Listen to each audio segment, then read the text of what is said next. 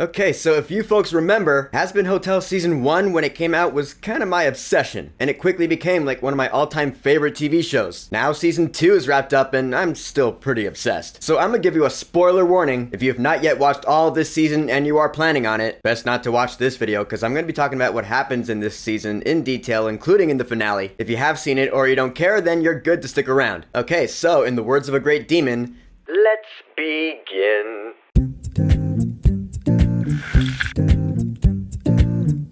Hazbin Hotel, Season 2. Yeah, Season 2 of Vivian Medrano's brainchild has wrapped up on Amazon Prime Video, so let's get into it. The main premise is this. After the events of Season 1, Charlie Morningstar has proven to hell that angels can be killed, and this has certainly gained the attention of Vox, the CEO of Vox Tech. We remember him from Season 1. He's gonna spin this because he wants to go to war with heaven now. He sees this as an opportunity to be a god, claiming to take his fellow Vs with him. He's got a bad plan, so now Charlie and her crew have to deal with that. So what did I think of this season compared to Season 1? Not as good. I'll be honest. It was on the road to getting there for the longest time, and then the finale happened. I'll get to that, but first let's start from the beginning. So Charlie Morningstar's kinda going nuts. She's freaking out pretty much throughout the entire season, or at least most of it. She starts off mourning over Sir Pentious cause he gave his life last season. The hotel is finally popular, but not for the right reason. I thought this hotel was where we came to kill angels. Fuck my life. And now that Vox is making spins on this, Charlie makes some terrible decisions, man. She's trying to prove to Vox that redemption is possible since she knows this now since Emily came down and told her this. Great cliffhanger to the first episode, by the way.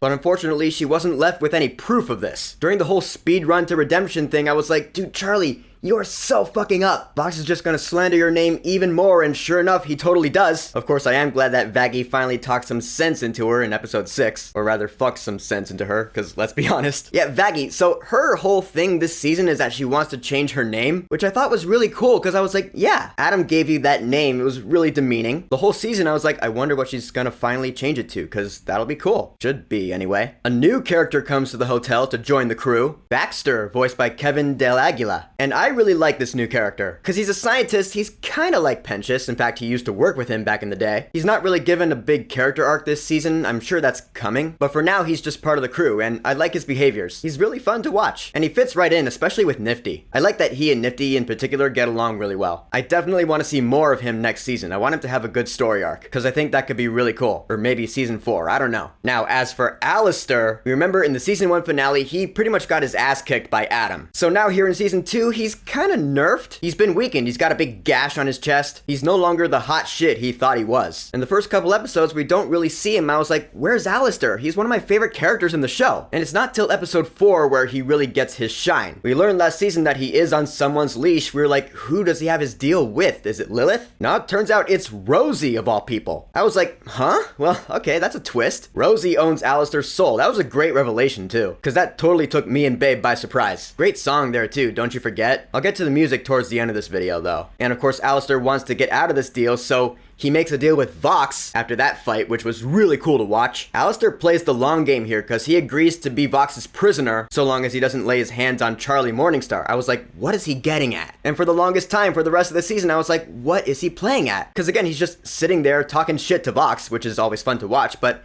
Alistair doesn't really do much this entire season until the finale, which I'll get to. And speaking of, Vox, the big bad villain of this season, probably has more screen time this season than any other character, let's be honest. I absolutely love Vox from this season because he is such a horrible, just piece of shit person. So many times the bad things he does, I was like, oh my god. The things he does to Alistair when he's his prisoner, being kind of racist towards Valentino, his partner. I'm from fucking Florida! Ow!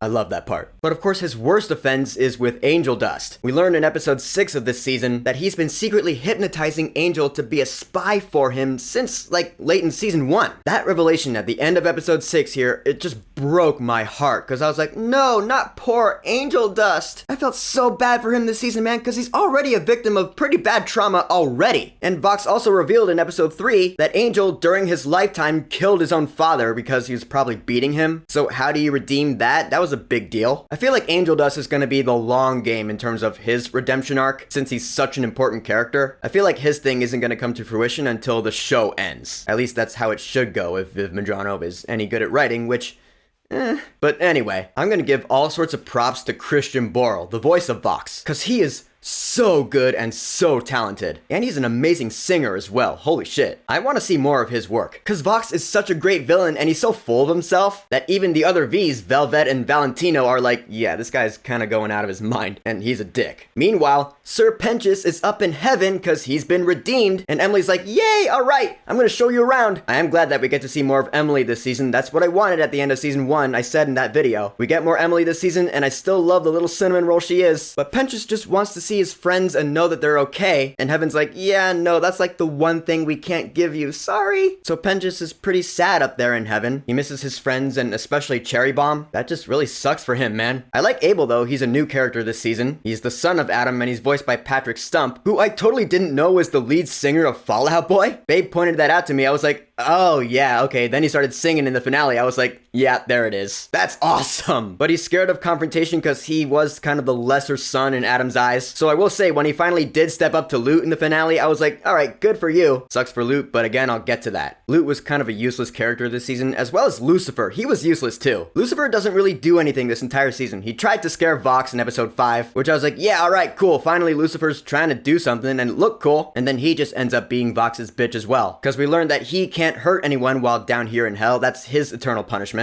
So he can't do anything about Vox. I feel like that's kind of a nerf, honestly. I feel like Viv wrote that because otherwise everyone would be like, why isn't Lucifer doing anything? You know what I mean? Lucifer can't hurt sinners. So alright, fine, I guess. One thing this season did that I thought was interesting was give revelations about some of the characters' human lives. The first one we see is Pentious. We learned that Pendleton, back in like the late 1800s in London, he was an inventor. He was a hermit and he saw someone be killed by someone who was totally Jack the Ripper, which that was really cool. But he took that guilt to his grave. That's why he ended up in hell. We didn't really learn how he died though. But still, I thought, all right, that's cool. But the other revelations about other characters' human lives, particularly Alistair, at first I was like, oh my god, that's so cool. But later on I was like, maybe I shouldn't have known that, because Alistair's character really is supposed to be all about mystery. We're not really supposed to know where he's coming from. That's his whole intrigue. That's his whole thing. This season, we learned so much about Alistair, who he was as a human being, his deal with Rosie. We pretty much know everything about Alistair now that we didn't know that kept us intrigued and interested in him. Now it just feels like the cat's out of the bag. I still love him as a character. Don't get me wrong. He's still awesome. Just now the mystery is gone, and I'm gonna miss it. That's all. I'm gonna miss it a lot, because I feel like that was half the reason I loved him so much. That being said, I really hope that next season he steps up his game, because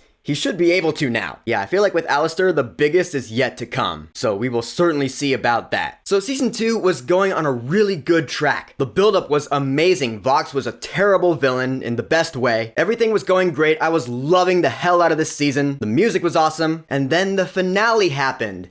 And it just kind of fell apart. Now, to be clear, I still love the show. I can't wait for season 3 and beyond. I still love the characters and the animation and the music and everything. But the finale of season 2, Babe and I both agree, was just really underwhelming. Had some cool stuff in there for sure. For example, Alistair breaking free of his deals. That was fucking awesome. And he does it by calling in his favor with Charlie from last season. Charlie had to admit that Vox is now the most powerful sinner in hell, which was Alistair's deal with Rosie. So now that Vox is the most powerful sinner, Alistair's deal with Rosie is now broken, so his wings can grow again, metaphorically speaking. And of course, Vox puts his hands on Charlie's shoulders, so Alistair's deal with him is now broken too. Alistair is free, so why he's back at the hotel at the very end, I'm not sure. But this is why I said I'm sure Alistair's biggest stuff is yet to come, because now he can be his full self without any restraints. I got no strings on me. So definitely hoping to see more big stuff from Alistair in the seasons to come. But one of the biggest bummers about this finale is how Vox goes out. Because again, he was built up to be such an amazing villain, one of the best villains I've seen in anything in a while. And then he just kind of gets decapitated. He's not killed, but his power is taken away from him pretty much. And the other Vs just kind of take him in, and Vox is like, ah, shucks, well, I'll get him next time. Babe and I were both like, oh, well, okay, I guess. See, what's really a bummer about this is that his actions didn't really have any real consequences. No one died because of him. One thing that really defines an amazing, memorable villain is that they leave a lasting impact on our heroes. Example, Thanos, he left a pretty big mark. And with all of Vox's big talk, it really did feel like he was gonna follow through on that, and he really didn't. The biggest impact he left was on Angel Dust, because after it's all said and done, Angel's like, I'm riddled with way too much trauma, Vox used me, so I'm just gonna leave the the hotel for now, which sucks, and yeah, I feel totally really bad for him still, but that's not really news, since Angel, like I said, was already traumatized from the moment we met him, so now he's just even more traumatized. Yeah, that's the impact that Vox left, which, you know, that's cool, narratively speaking, but other than that, it's just anticlimactic. And speaking of anticlimactic, Loot as well. She had her whole Gravity song in episode 2. She's like, yeah, I'm pissed and I want my revenge against Vaggie and Charlie in the hotel. And then she does nothing for the rest of the season. And then she's gonna do something. She fights Vaggie in the finale. And then Abel just goes, no, you know what? I'm gonna stop you right there. You're done. Which, like I said, good for Abel. But for Loot, I was like, all right, so she really had no point this season at all whatsoever. Now, similarly to Alistair, I do hope that Loot gets her day in the seasons to come. She's got Adam in her head, and I do want her to have a really good villain arc. I want something she does to have a lasting impact, unlike with Vox. But for now, here in season 2, I look at Loot and I was like, what was the point of you this season? She didn't do anything. And then everyone in hell just comes together and Kumbaya destroys the big weapon that Vox had prepared, the Might of Lilith. They destroy it with the power of song and friendship. Yeah, they all just come together and they do the Pokemon the first movie with the tears. They just beam the weapon with their powers. It looked really cool, and I like the song they sing there for sure. Great harmonies in Hear My Hope. But everyone coming together, I was like, why are you coming together? I mean, I get it. Vox sucks and you want to take him down. And then it's funny, after that, they were like, yeah, this never happened. We're gonna pretend this just never happened. Cool, alright, that makes sense. I'll give you that. So ultimately, Vox is defeated, and we do have victory! And it's not until after that, when Serpentius finally breaks through to hell, he broadcasts himself in hell, finally proving to everyone that yes, redemption is fucking possible. And I was like, yes! And everyone's cheering, and I was really happy about that, cause holy shit, Charlie is ultimately proven right, which is what we wanted since the fucking YouTube pilot of this. It is finally proven to everyone in hell that the Hazbin Hotel works. That plus he sees Cherry finally, and they get to talking, and they have a nice little chat together. So now, yes, the hotel is finally where Charlie always wanted it. It's popular, and people are coming for the right reason now, to redeem themselves. I'm like,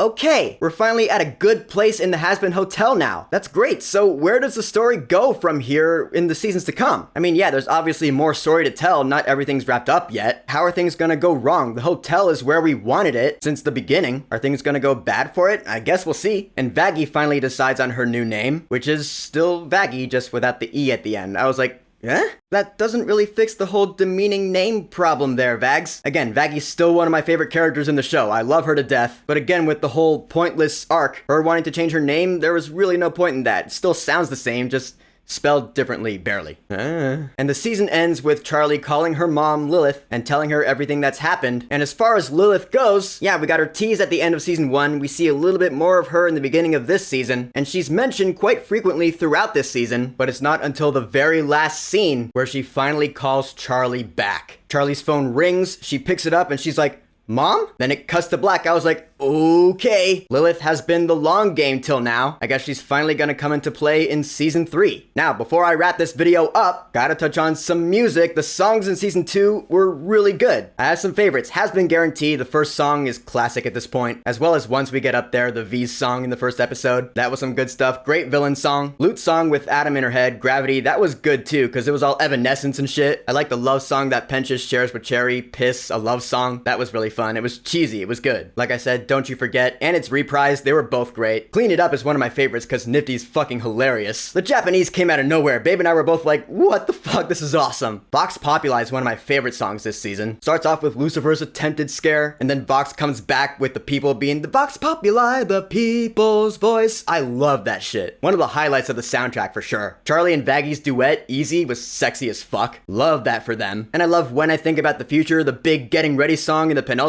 episode. That was like One Day More from Les Mis. It was awesome. And Hear My Hope was good in the harmonies, like I said, just kind of weak in the narrative. But in conclusion, Hazbin Hotel Season 2, I still think it was really good, but like I said, not as good as Season 1 just because of its finale. The buildup was absolutely fucking amazing. It was on its way to being as good as Season 1 for me, and better than Season 1 for Babe, until the ending. The finale just kind of sunk it for both of us. I still love the show, of course. I can't wait for the rest of it. So Viv, if you want to hear my hope, is that you make your finales a little better next time. Have the villain's actions have more consequences, and don't have useless characters and arcs. Just give everything a purpose. That's all I ask. But if you're going off the philosophy that it's not about the destination, it's about the road getting there, then yes, Hazbin Hotel Season 2 was amazing. But that being said, destination counts for something, and I felt that this one fell flat. So here's hoping they do better in the future. So, Hazbin Hotel Season 2. Have you watched it all yet? What are your thoughts on it? Do you agree with me about the finale? What do you think about this compared to season 1? And what are your theories, predictions, and or hopes for the upcoming seasons? Whatever you think, go ahead and leave a comment.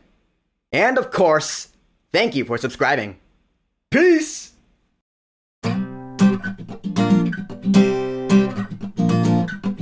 Of course, I am glad that Vagley... Vagley? I called her Vagley.